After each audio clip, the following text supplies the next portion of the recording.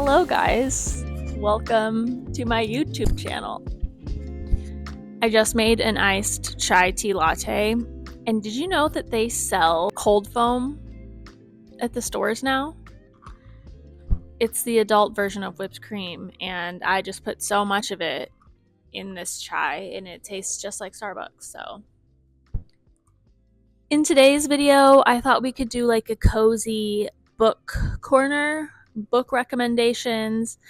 It's been really rainy in Arizona the past month. It's been unseasonably rainy, so the lighting is kind of not great in my house. I also got COVID like 2.5 weeks ago. I did tell you guys that I was going to be better about vlogging on YouTube, and then I got sick and all motivation went out the window, but I'm feeling better. And I thought it'd be fun to share some of my favorite book recommendations, my favorite books that I read last year, and the books that I'm excited to read. So just like a cozy little book club. So my love language is sharing books and TV shows that I really loved, and because I am always sharing books with people, I have gotten my family into reading. Both my mom and sister were never readers. Like my mom used to say she would fall asleep if she read, and I got them to be like avid compulsive readers, my mom and sister. So I find that to be a huge accomplishment, and this is my point in saying that a lot of my books are on loan to people right now.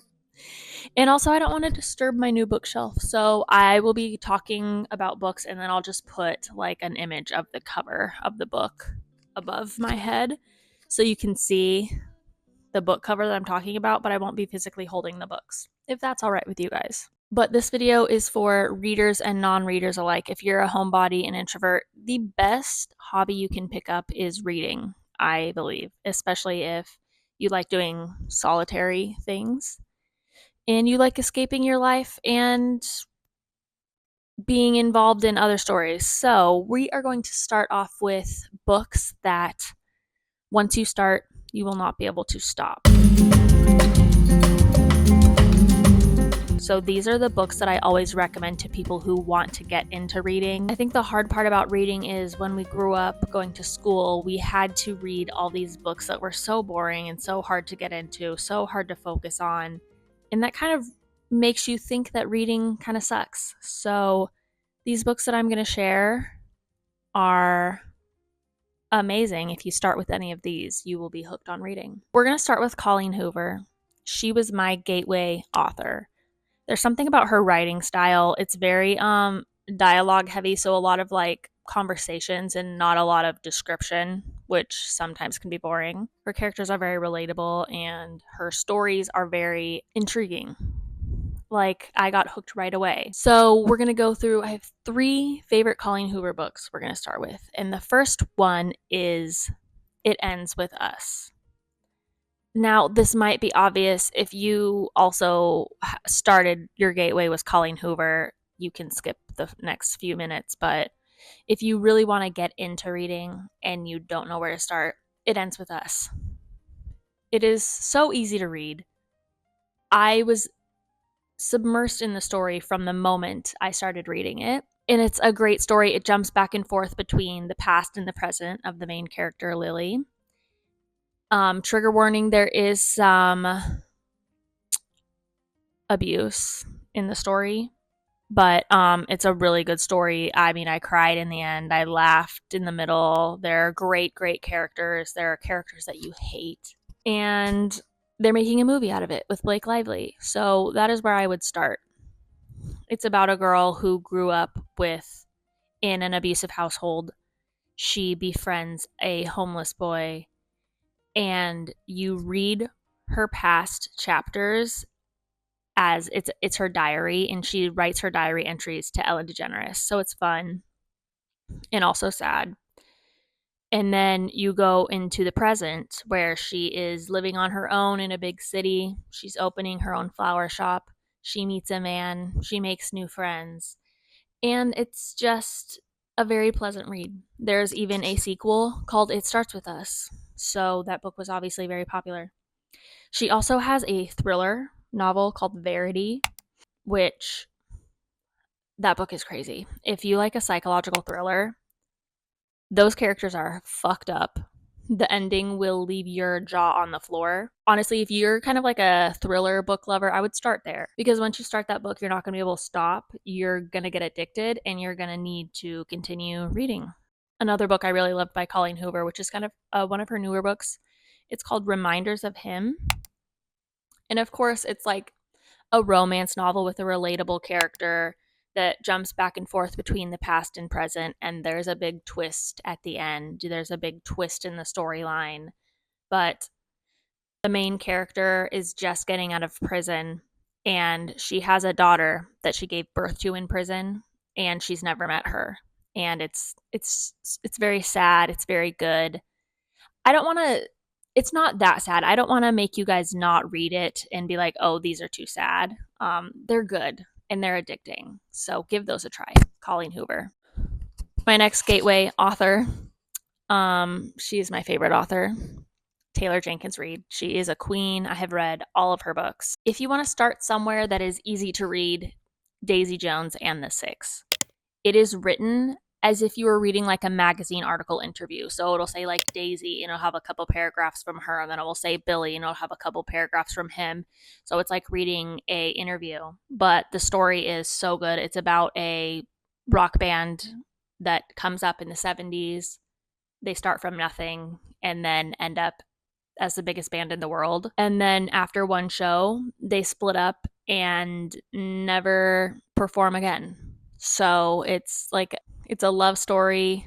It's a famous story. It's historical fiction. The end, there's a twist at the end that is it's so good. And it's very easy to read. Also, The Seven Husbands of Evelyn Hugo, same thing, kind of historical fiction, goes between the past and the present. Evelyn Hugo is an actress that comes up in the 50s and 60s maybe, and she comes up from nothing and does whatever it takes to be the biggest actress in the world. And she is telling her story at the end of her life, basically, and it is so good. It's a love story, and the love story is not what you would expect. So it's a great, great book. Another book by Taylor Jenkins Reid that I love is called Maybe in Another Life. Now, this book is about a regular girl. Taylor Jenkins Reid writes a lot about like fictional famous people, but Maybe in Another Life is about a normal girl who moves back home to LA after she turns 30 and she doesn't know what she's doing with her life.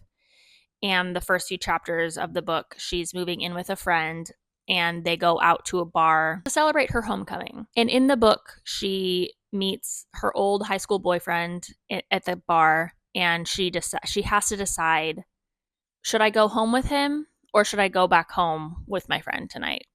And the fun thing about the book is you get to see her live out both decisions. So one chapter, she decides to go home with the guy. In the chapter that comes after that, you see her make the decision to go home with her friends. And the chapters alternate between timelines that she's living out, and both decisions she makes takes her life in like a vastly different direction. And at the end of the book, you see her end up in two different places in her life, but still so happy and grateful for the life that she's in. And it's kind of like a reminder that there is not one right decision for your life. Will you be making the wrong decision if you choose one or the other? And that book is a reminder that like your life can be beautiful no matter what decision you make. And the characters are really great. It's a love story again. And it's a great book. Getting into like a fun concept book, Memoirs of an Imaginary Friend. This book is in the perspective of a little boy's imaginary friend. The little boy is on the autism spectrum, So he has an imaginary friend at an older age. Most kids kind of drop their imaginary friend once they start school. This boy's in like second or third grade and still has his. The little boy goes missing, and only the imaginary friend knows where he is. So can you imagine being an invisible, ghost or whatever, knowing where your person is, but not being able to communicate with anyone? So the imaginary friend has to figure out what to do while also navigating the fear of when these kids stop believing in their imaginary friends, the imaginary friends disappear. And the main character, Butto, the imaginary friend, is very worried about that. What happens to him when he no longer exists? It is it's really thrilling and really touching, and it's a really great book. Definitely recommend. Another rabbit hole that I went down last year, I was so addicted to Frida McFadden novels. She is like your stereotypical like psychological thriller writer. She wrote the novel The Housemaid, and it did really well. So she wrote a sequel called The Housemaid's Secret. And I started there. But her books are on Kindle Unlimited, which means I can read all of her books for free. And she has probably 30 of them. And I was reading like 2 a week. So definitely, if you like a psychological thriller, something about her books that are so addicting. Once you start them, like you can't stop reading them. The Locked Door was one of my other favorites. Never Lie was another favorite. Do Not Disturb. I think those 3 were my other favorites, but I just went down a rabbit hole and I read 40 books last year, and I'm telling you, like 20 of them were Frida McFadden. It was like my summertime obsession. So those are the books that will get you addicted to reading. Trust me. Hopefully you wrote them down because I'm not going back. Now I'm going to go over some of my favorite books that I read last year, which those Frida McFadden ones are going to be included in this. So pretend we started there. Frida McFadden, Queen. A few other psychological thrillers that I really loved. There's one called Don't Let Her Stay. It was about I read so many books I can't remember. Don't Let Her Stay was like one of those addicting, couldn't put it down books by Nicola Sanders. The main character is married to like an older man, like in his, maybe he's 50 or younger, but he has a daughter that he hasn't spoken to for a long time. And the daughter moves in with them and tries to like mend this relationship. And the main character does not trust the daughter. The daughter is really weird. And typical psychological thriller fashion, like shit happens and the end leaves you like, oh, wow, there's a twist at the end. It's really good. Also got into Riley Sager novels because they kind of have like a paranormal vibe to it. The book, The Only One Left, was really good. It's about this girl who gets a job being a caretaker for a woman who has been accused of killing her whole family, but the woman can't talk. She can barely like move on her own. And so we're kind of like trying to figure out what really happened and trying to figure out this woman's actual story. And that book was so good. The end was so good. So if you want like a creepy vibe, definitely The Only One Left was very creepy. A fun historical fiction novel that I really loved. It was very comforting and I just like enjoyed myself in the world while I was reading it. It was called Mary Jane. And it popped up on my Goodreads because I love Daisy Jones and the Six. So it takes place in the 70s, but it's about this like 14-year-old girl who grows up in a very conservative household, and she gets a job nannying for a very liberal family, and she kind of learns love and affection and becomes obsessed with this family in a good way, not in a creepy way. But just trust me, it's a very comforting, chill book. And if you like just cozy, good reads, definitely recommend it. Another one of my 5 stars was A Court of Thorns and Roses. I've only finished the first 2 books, but they were both very good. And I read them super quickly. I didn't realize how long those books are. And I'm not a fantasy person at all. It is a big commitment when you're like, oh, I have 5 huge books to read if I start this series. I read two and then took a break. So they were fun though, and they were different. I also read The Perfect Marriage last year by Geneva Rose. That one was another psychological thriller that was like, holy shit. The end was really good. It was crazy. A lot of people don't like the end. It's a little controversial, but it was very entertaining. I really liked that one.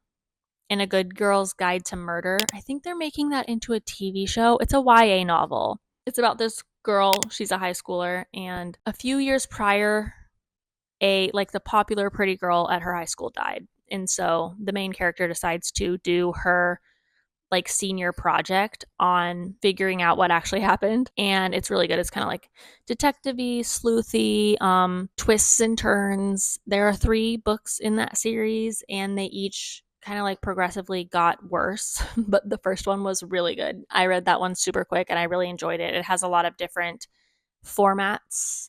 You can read like newspaper articles and like text messages. It kind of keeps your attention because you're like kind of switching up the format a lot. That one was really good. Hidden Pictures is also another really good thriller. That one has paranormal vibes with it. The main character, again, is nannying for a family, but the family she's nannying for, the son, is drawing these really creepy pictures. And you get to see the pictures that he's drawing. They progressively get more and more and more advanced and more detailed. And the nanny's like, there's no way this kid is drawing these pictures. So again, we're trying to figure out the mystery and the end. That was one of those books that I like stayed up until 2 a.m. reading because I got to like the climax and I just had to know what happened. It was really good. Both my mom and sister loved that one too. This is actually the second book I finished this year. I also read A Winter in New York, which was a cute little wintry book. But I don't know if you're not like into rom-coms. I don't know if you would like it, but that one was good too. I just finished The Golden Couple, which is it was like a psychological thriller. It's about a therapist and then the perfect couple that she is working with. And the therapist does not trust them. She thinks that they're putting on this facade, and they're basically she's helping them get over an infidelity, but there's a lot of weird shit going on. And this one was really good. Now, on to my to be read books that I'm excited to read this year. I just started The Wishing Game. I've heard from a lot of people that this book is really good. I'm still not sure what exactly it's about. There is this author who writes like children's novels that are very popular, and they have like mysteries. They're like mystery novels, and he retires for a long time and then he comes back and he holds a competition. He lives on this island by himself with one other guy. It's called the Clock Island, so it's like a big round circle. And he has a competition, and whoever wins this competition gets a life-changing prize, I guess. And so there's a lot of fun characters involved, and I am very excited about this. I want to read books that are kind of like more different because I spent so much time reading rom coms and psychological thrillers last year. So I want to read like good, interesting, different stories. So The Wishing Game, I'm excited about. And I've only read 31 pages and I'm like thoroughly enjoying the writing and the story and the like dialogue and stuff. So another book I'm so excited about to read, I might read it next, is called The Midnight Library. And my friend just told me about this book. Let me see the description. Between life and death, there is a library, and within that library, shelves go on forever. Every book provides a chance to try another life you could have lived, to see how things would be if you had made other choices. Would you have done anything different if you had the chance to undo your regrets? Like, that sounds so good. I'm very, very excited about that. So that's probably going to be my next read. The other book that I'm going to read after The Midnight Library that I'm very excited about is called Sometimes I Lie by Alice Feeney. And it's about a woman who is like in a coma and she can't move or speak or even open her eyes, but she can hear everything that's going on around her. And her sister and husband come into the room and they're having like a very suspicious conversation. So I think that's kind of where the book takes off from. That's another thriller. I know I'm not supposed to be reading that many thrillers, but that sounds very good. Some other books on my TBR, which I have a hard time like giving a summary of what the book is about when I haven't read them, but I'll just quickly share a few. And then you can look into them if you want. Nora Goes Off Script. It's a rom com, but both my friends, Brittany and Maggie, both said it was like the best book. Tomorrow and Tomorrow and Tomorrow. I hear about this book all the time. I need to read it. I know it's like a different kind of book that is kind of like the type of book that I want to be reading. Two friends that are often in love but never lovers come together as creative partners in the world of video game design, where success brings them fame, joy, tragedy, duplicity, and ultimately a kind of immortality. Interesting. Has over 4 stars on Goodreads, and I've heard a lot of good things. 7 Year Slip. I believe that's another rom com, but it has over 4 stars on Goodreads. And the little description is sometimes the worst day of your life happens and you have to figure out how to live after it. So I'm definitely going to read that. And then lastly, this book I've heard different things. It's called Bunny. Down the rabbit hole tale of loneliness and belonging, friendship and desire, and the fantastic and terrible power of the imagination. Named Best Book of 2019 by Time, Vogue, Electric Literature, and the New York Public Library. First review I see, this book was strange and kept me interested the whole time. A great book to begin spooky season with. So weird. People saying that weird, oh, horror. It's a horror book. So it sounds fun. And this just made me so excited to read and to get, like, now I just want to sit, get cozy, and read my book. Like, hopefully this inspired you guys too. I've been in quite a few reading slumps the past, like, I go in and out of reading very rapidly and then just like forcing myself to get through books. And I really want to try new genres this year, but that also makes me nervous because new genres can sometimes be hard to get into and I read them slower. So, but I think my TBR list is pretty good for the next few months. And then I'm just like excited to keep reading. I'm excited to get reading. If you stayed to the end in the comments, let me know what like your most memorable book is that you've read. My Goodreads is Devin Noring. But I think I have to like go in and approve everyone to be able to follow me. So just follow me on, I share the books that I read on my Instagram story and like give a little review whenever I finish them. And I do little shorter videos like this on my TikTok and Instagram. And let me know if you guys would want another video like this. Hopefully this video wasn't boring. I just thought I'd switch it up a little bit, and I'm going to be better about posting more regularly, like vlog one day, edit that, throw it up on YouTube, and not overthinking it. But yeah, hopefully this video was cozy and I hope you enjoyed, and I will see you guys again really soon.